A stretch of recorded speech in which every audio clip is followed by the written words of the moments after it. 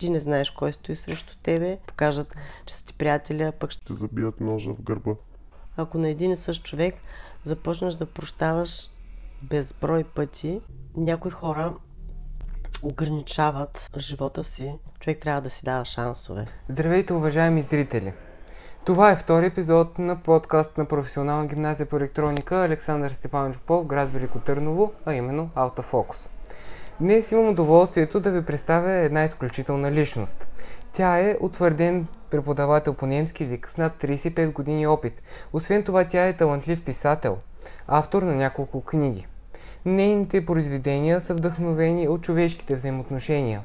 Днес ще имаме възможност да научим повече за нейния професионален и житейски път, както и за вдъхновенията, които я движат напред. Добре дошли, госпожо Янкова. Благодаря ви, добре заварила. Да, започвам направо с въпросите. С кои думи бихте описали себе си? Отговорна, всеотдайна, изключително взискателна към себе си. Какво ви мотивира да пишете? Кога изпитвате нуждата да вземете белия лист пред себе си и да пишете? Всъщност съм почнала да пиша в гимназията, но всички тези разкази, предимно в началото се занимавах само с проза, писане на разкази и есета, не съм имала, така да се каже, не желанието, ами може би съм изпитвала някакви страхове и не съм издавала. На много по-късен етап получих това вдъхновение, едновременно поощрение, като изпратих мои неща на писателя Недал Алгафари и той ми поиска няколко разказа и тогава каза: давай, трябва да издаваш, пиши, по-смело издавай, и излезе първата ми книга "Душа на кръстопът" 2019. Да. А какво беше първоначалното ви вдъхновение да я издадете, за да може да стигне до повече хора да... Те бяха вече написани доста разкази и есета, които аз обмислях каква структура да има книгата и какво желание. В моите книги, с изключение на един разказ, всички други неща са съпреживени и са по истински случаи. Кои теми и мотиви присъстват най-често във вашите творби? Темите, които ме вълнуват, са човешките взаимоотношения. Изключително много ме вълнува темата за отчуждението между хората в последните години, заради силната дигитализация в обществото. Аз като учител също виждам какво се случва при младите хора и как предимно виртуално само контактуват и комуникират. Как не знаят какво да си говорят, когато са наживо. И много често, дори седейки наживо в някакво заведение, се пишат по месенджер или по някакви други социални мрежи. Да, наистина има този проблем. И аз го забелязвам всеки ден и се чудя как преди хората са комуникирали толкова лесно, спокойно, много сега по-лесно. вече всичко Много е някак по-лесно и ангажирано. другото нещо много е важен директният контакт, фейс-то-фейс, нали, с очите, защото се изразяват и много чувства. Можеш да четеш и много мисли, ако си добър психолог, например, в отсрещния. Да. Затова за мен винаги са били интересни тези срещи. Съответно и героите, които са се появили после в разказите ми, много често са срещани в ежедневието, в някакви случки, когато съм пътувала някъде, както и такъв разказ четох. Имам доста разкази за ученици мои, които са имали тежки съдби. И тези тежки съдби и проблемите, които се са случвали с тях, в повечето случаи не са били дискутирани в семействата им, а те са се опитвали да се сближат с мен и да ми споделят. Важно ли е хората да се разберат само когато се погледнат, без да има нужда да си кажат нещо? В определени случаи да. Особено когато трябва да се вземат бързи решения или когато пък се решава някакъв проблем взаимен между двамата човека. Ако те се познават като характери достатъчно добре, могат да вземат и такова бързо решение. Да се върнем към вашето творчество на море или в планина. Има ли значение къде се намери един творец, когато твори? Не. Няма значение, но аз имам своите любими места. При мен преобладава морето, може би защото живея наблизо до морето. но имам любим курорт и той се казва Свети Константин и Елена. Може би там съм написала най-многото разкази и на Северното Черноморие. Разкривате ли душата си във вашите произведения? Абсолютно. То затова е трудно да издаваш, защото първо трябва да си направиш сметка, че ако ти издадеш тази книга и ти си изложил, така да се каже, на тепсия душата, това е малко страшничко. Да. Защото ти каниш една публика от всякъде, която при всички случаи хора, които те познават, ще разберат, че това си ти и може би ще узнаят неща, които не са знаели за теб и си е страшно да поемеш отговорността за тази работа и да им кажеш, че това е истина. Сега, например, се наблюдава много често при моите хора, че не искат да показват емоциите си, включително и аз. Не искам хората да знаят какво е в моя живот. Понякога е важно. Да. Особено в нашия изключително отчужден свят с малко ценностна система, която аз забелязвам, с изключително голямо безверие, с завист, с злоба, с фалш, с двойствен живот. Според мен е по-добре да не се споделя всичко и да се прикриват неща, защото ти не знаеш кой стои срещу тебе. Не винаги до края хората се познават, а има и такива, които са фалшиви. Пред теб ще се покажат, че са ти приятели, а пък ще забият ножа в гърба. Да.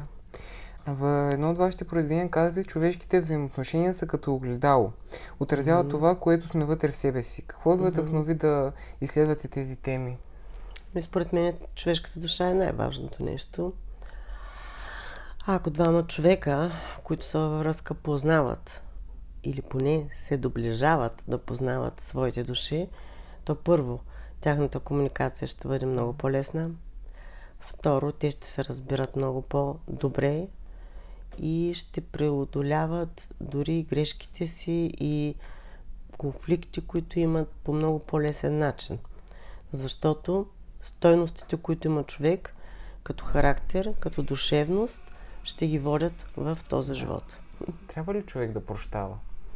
Да, определено, но не всичко и не цял живот. В смисъл, ако на един и същ човек започнеш да прощаваш безброй пъти, трябва да седнеш и да се замислиш защо, когато си бил толерантен и си направил все пак няколко прошки или няколко пъти, си опитал да простиш, да му дадеш шанс.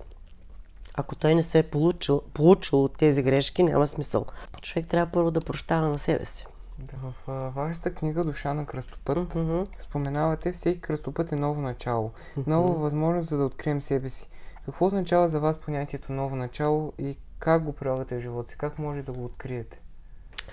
Ново начало може да има всеки ден, зависи за какво. Може да имаш ново начало в личен план. Подемайки към нова връзка, скъсвайки се стара. Може да имаш ново начало в работа. Може да имаш ново начало в хобби, с приятели. Във всичко. Във всичко може да има ново начало и трябва да го има. Някои хора ограничават живота си, социалния си статус, хобитата си и се затварят в себе си, което не е добре. Човек трябва да си дава шансове. Винаги. И да не го напуща надеждата. С вяра и с надежда ще стигне и до новото начало. Вие често споменавате любовта. А как да различим любовта от влечението към човек, независимо какво е то? Или от симпатията? Трудно, особено при младия човек. Още повече, че аз забелязвам при по-голяма част от тинейджерите и младите хора, че дори не се стремят към това. Поради това, че живеем в материален свят, който е изключително консуматорски, започна това да навлиза много силно и в начина ни на живот, и в начина ни на изпитване на чувства, и всичко се материализира. Даже забелязвам в разговори на момичета и момчета, мои ученици, как те също се стремят към това, избирайки своя партньор. Не смятам, че това е правилният път, защото в истинските чувства аз никога не съм поставила материалното на първо място. все си мисля, че ще има и такива хора по земята, които ще съхранят любовта,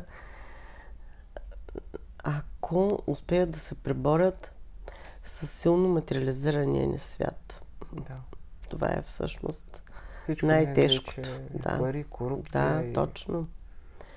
Нали, в разговори на момичета най-често при избора на партньор чувам, той трябва да е заможен, да има това, дори се поставят условия, нали, ако той няма такава кола, ако той няма такова жилище, ако няма такава вила, ако няма такива пари, защо аз трябва да съм с него, защо трябва да свързвам живота, няма да ми бъде лесен и така нататък.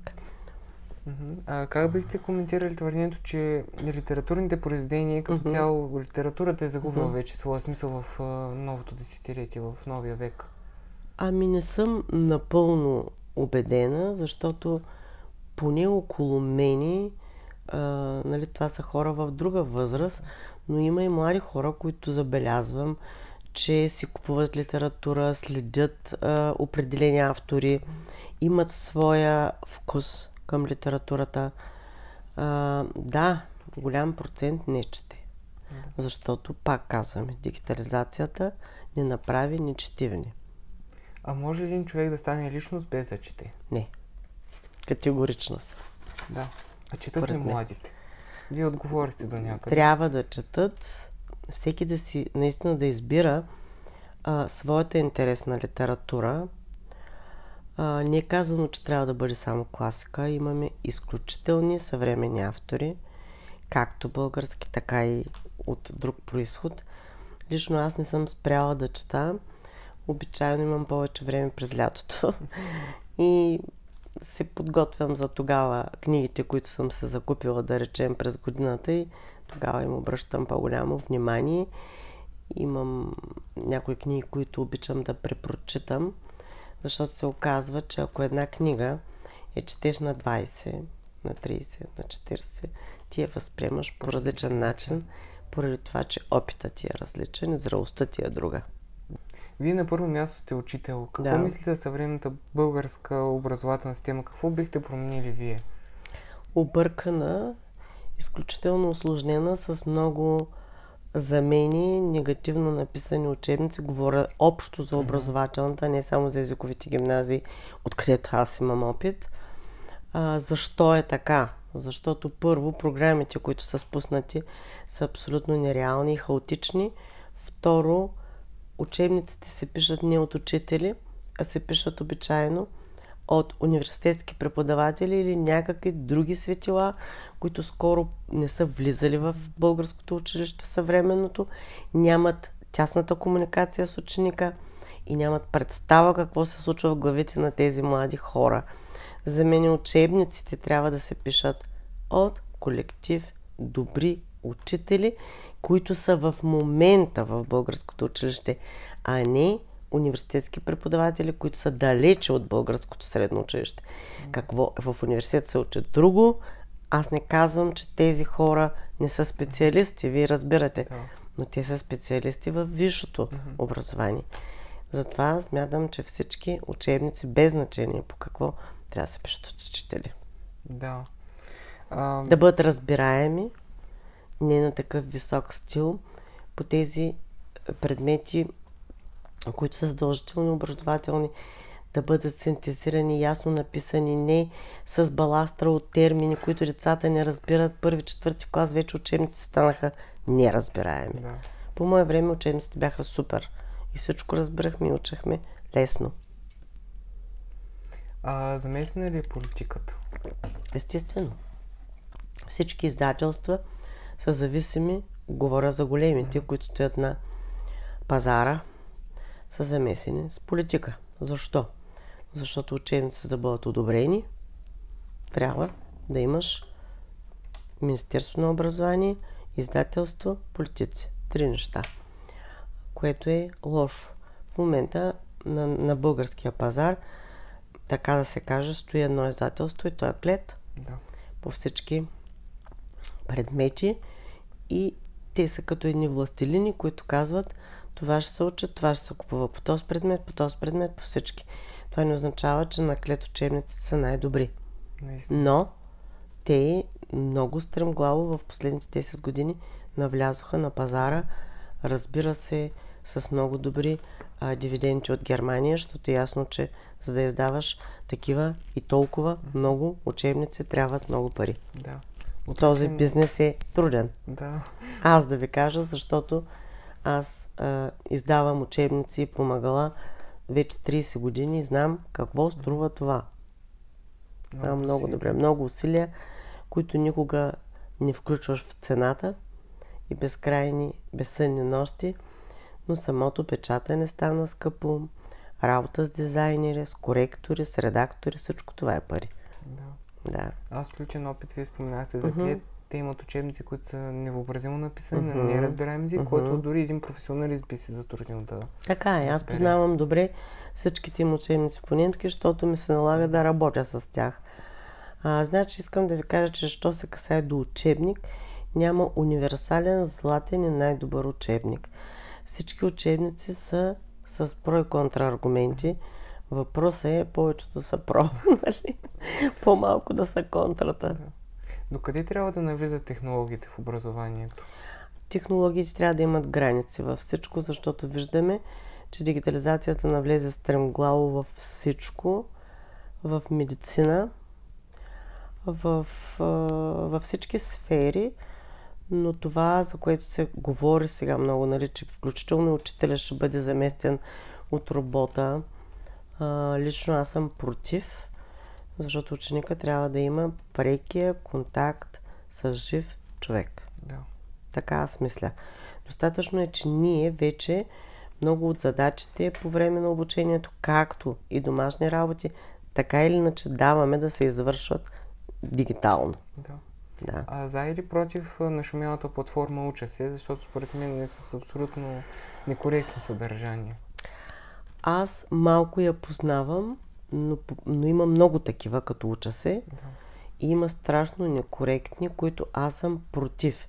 Например, много такива платформи предлагат готови домашни, готово решаване на тестове, готово изготвяне на дипломни работи във всички сфери, което обезсмисля образованието.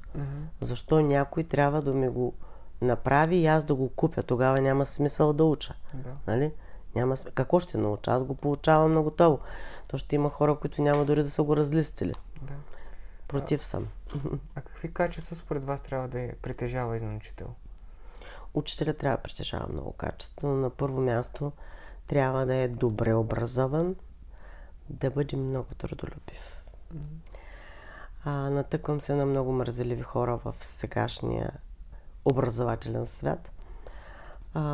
Да проявява толерантност към ученика, но да има граница, защото обратният ефект ще бъде, че те ще го използват за какви ли не цели.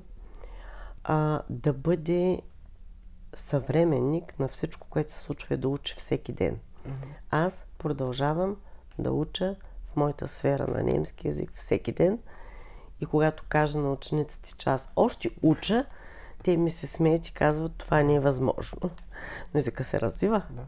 Не забравяме, че вие също сте и преводач. Да. Докато изкуствен интелект няма да може да замени учителя, поне за този момент, смятате ли, че ще замени преводачите? Много хубав въпрос, за който ви благодаря.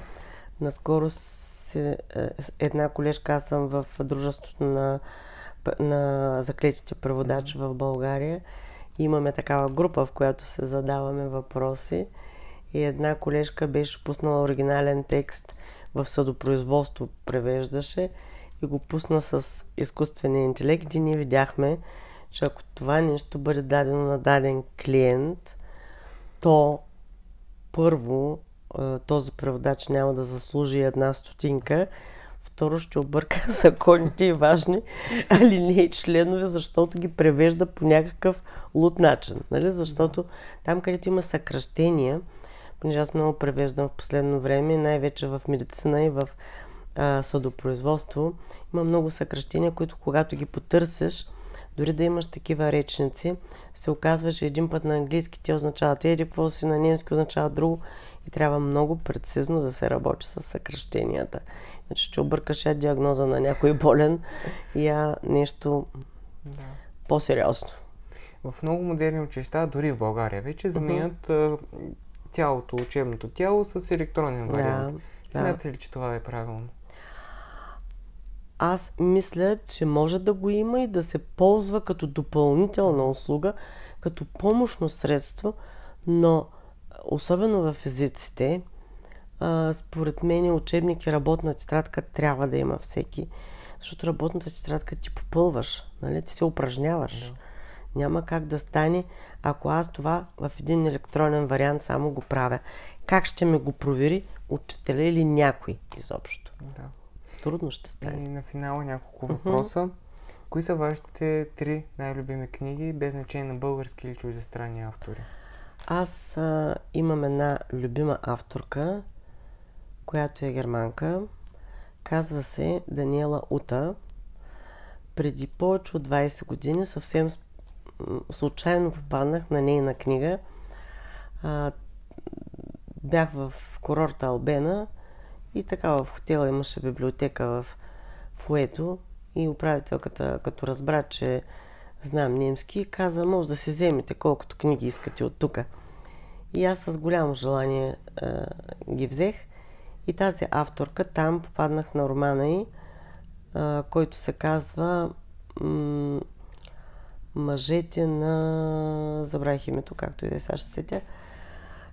И тази книга след това така ме вдъхнови. Много голяма и дебела книга, чете се на един дъх, че си купих всички книги на тази авторка, Даниела Ута. След това започнах много да чета за нея и разбрах, че е жива. Исках да се свържа с нея и почти бях на косъм да се определя среща и летя за Мюнхен.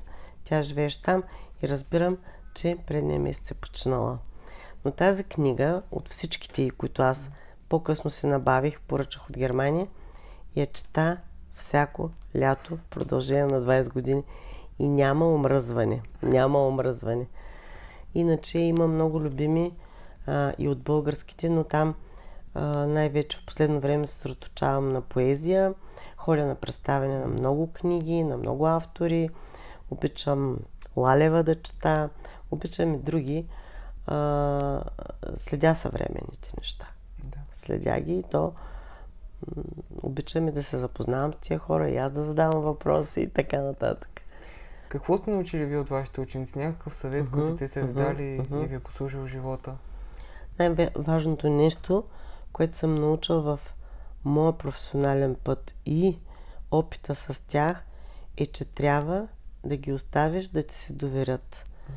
Да ги наблюдаваш и ако забележиш, че имат някакъв проблем, да сигнализираш, да не стане късно. Например, аз съм подавала на нашия училищен психолог за много деца, че забелязвам, че има нещо, става там в тази глава и в тази душа. Обаче той училищният психолог не може да е във всеки клас и да вижда това. Най-малкото на класния трябва да се казва на психолога, защото е така с едно дете, за което съм писала разказ тук във втората си книга, без малко щяхме да го загубим. Заради това, че на време не е обърнато внимание. Да не говорим, че родителите изобщо не са знаели какво се случва в неговата душа. Да, малко отклонение тук се направя. Част от хората от малко по-възрастното поколение не приемат, че човек може да има емоции, че може да страда, че може да е в депресия. Напротив, защо? Всеки жив човек има емоции, всеки може да изпадне в депресия, достатъчно голям е стреса, който не съпровожда в ежедневието и в нашите задължения.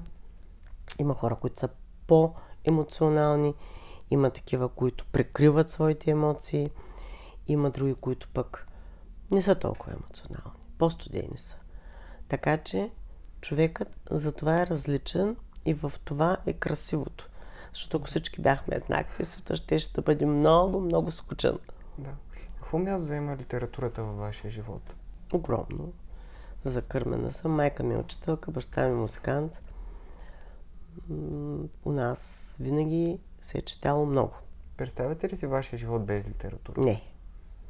Не си го представям без няколко неща в ежедневието си, без немски, без литература, без музика, без духовност. Да, напреди от представянето на част от вашите произведения разбрахме, че предстои да издадете книга. Да. Може ли да разкажете малко? Тя ще бъде първата книга, която ще е само с поезия. Няма да има разкази. Имам доста готови нови разкази, но вероятно, ако има живот и здраве, те ще се влязат в отделна книга за разкази. Книгата е минала вече редакторство и корекция. Очаква се да влезе в печатница за страниране и за дизайн. Работното и заглавие е "Ако днес няма утре". Този път много лесно го реших, защото имам такова стихотворение. Ще има 5 цикъла вътре. Стихотворенията са подбрани по цикли и ще 100 страници някъде най-малко. Сега изготвяме корица с дизайнера. Ами, значи официално ви каним, когато вече книгата стане факт, да я представите и да направим още едно такова. Много благодаря. Много сте слънчев и много ми допаднахте и на драго сърце. Да. И аз много благодаря. Благодаря ви. И вие, скъпи зрители, ако сте харесали, харесайте и се абонирайте за още такива видеа. До нови срещи!